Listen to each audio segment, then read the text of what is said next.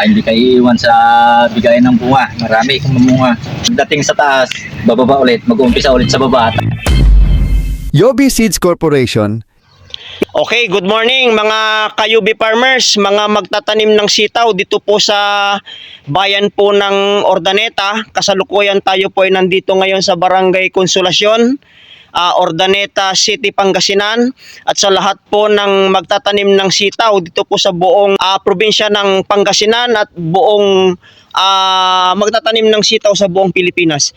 Sa kasalukuyan kasama po natin si Sir Richard Mansano. Sir, good morning. Tayo po ay kukuha ng kaunting feedback po sa kanya dahil siya po yung isa sa mga unang sumubok at paulit-ulit. Hindi lang po siya unang gumamit, nagtanim ng ating produkto ng Yobi Seeds Corporation, yun pong ating Christina Sitaw. So kukunan po natin siya ng kaunting feedback. Ano po yung kanyang base sa kanyang karanasan, experience sa pagtatanim ng ating Yobi Seeds Christina Sitaw. Ano po yung kanyang mga naging feedback. Ano po? So Sir Richard, good morning. Kasalukuyan, tayo po ay nandito ngayon sa kanyang tanim na sitaw. Although ito po ay inabot na ng sobrang init. Sir Richard, anong buwan po ito na itanim? February, sir. February. Ngayon po ay May. Nasa kalagitnaan na po tayo ng May. Tanong po Sir Richard, mula po nung itinanim, ilang araw po nung kayo po ay unang nag-harvest? 42. 42 days? Meron. Umani na po kayo? Okay, so base po doon sa karakteristik ng ating Christina Sitaw, ano po, ito po ay ang maturity po niya ay nasa 45 to 55 days. Pero si Sir Richard, umani po siya, 42 days, umani na po siya. Pangalawang tanong po Sir Richard, mga ilang beses na po kayong nakapag-harvest mula nung unang harvest po ninyo nung 42 days hanggang sa kasalukuyan, ilang beses na po kayong nakapag-harvest? Bali ito kasi mahigit 20 harvest na to eh. Totally kasi hindi ko na-record yung ano niya. Okay po. Pero mahigit 20 na. Pero sa tansya po ninyo, hindi po kukulang sa 20 beses, 20 times na po kayo nakapag-harvest. Okay? Ito po inabot na ng init, no po, medyo kunan po natin ng konti. Alam naman po natin, sobrang init.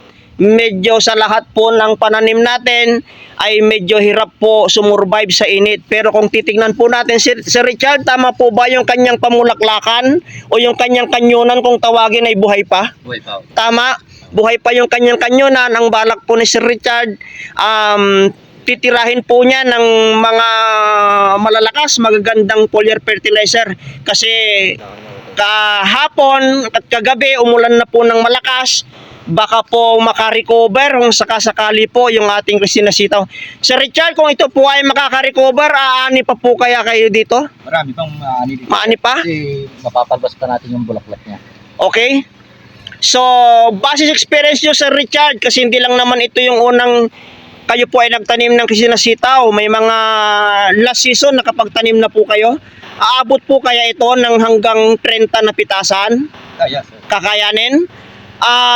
Last season po, wet season, nasubukan nyo na po ba panahon ng tagulan? Nakasubok na po ba kayo magtanim?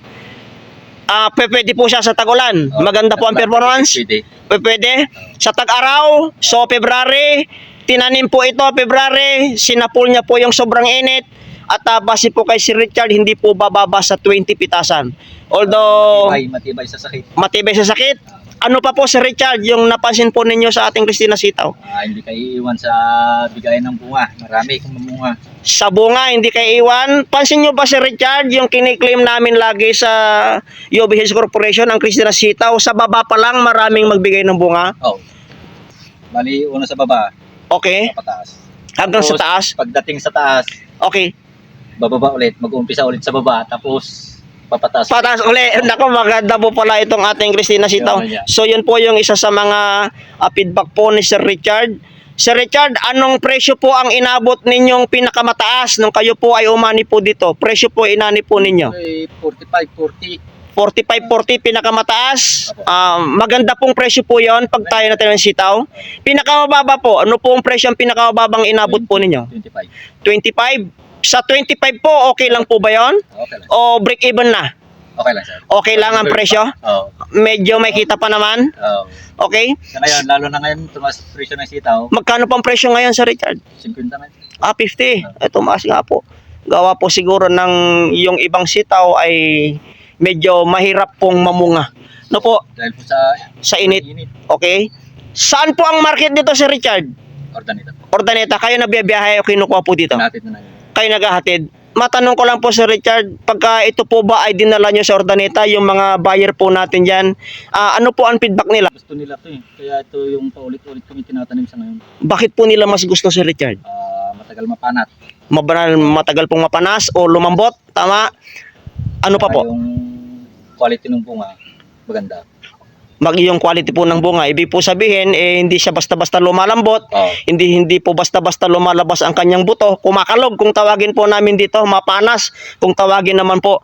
At yung presyo po ba niyan ay katulad din ng presyo ng ibang variety ng sitaw? Yung kumukuha kasi sa akin ito, mas mataas ang kuha niya eh. Ganun po. Oo. Kung tutusin, mas mataas pa po ito. Oo, kasi yung pinagbibigyan ko nito, Opo. tinatabi na niya. May talagang kumukuha na iba yung price niya. Okay po. O Sir Richard, baka pwede po makahingi ng kaunting feedback. Pero pwede nating anyayahan yung mga ibang magtatanim ng sitaw na hindi pa po nakakasubok. Baka pwede natin silang i-encourage magtanim din ng ating crispy na sitaw. Bali sa aking karanasan sa sitaw, mga ka-farmers, subukan nyo na rin at nang malaman nyo kung gaano siya kadami magbigay ng bunga. Matibay siya. Hindi siya sakitin. Opo, Ito, matanda na to pero yung dahon niya, ganyan pa rin. Oh. kita ko nga po. Makapal po medyo may kapal po ang dahon. Opo. Yung isang kiniklim po namin dyan is medyo mas may tibay din po siya sa atake po ng leaf miner. Isa sa pinakamahirap pong kalaban pagkapanahon ng tag-araw yung pong atake po ng leaf miner. Kasi pag inatake po ng leaf miner yung dahon, nahulog yung dahon, dyan po yung pinanggagalingan ng buhay po ng ating sitaw. Sir Richard, susubok pa ba kayo? Magtatanim pa ba kayo ng ating YB Cristina sitaw susunod na season, wet season? UV pa rin. Okay po. Sir Richard, maraming salamat po. Salamat po sa patuloy po ninyong pagtangkilik ng mga produkto po ng UB Seeds Corporation. Thank you, Sir Richard. Thank you, sir. Sa UBC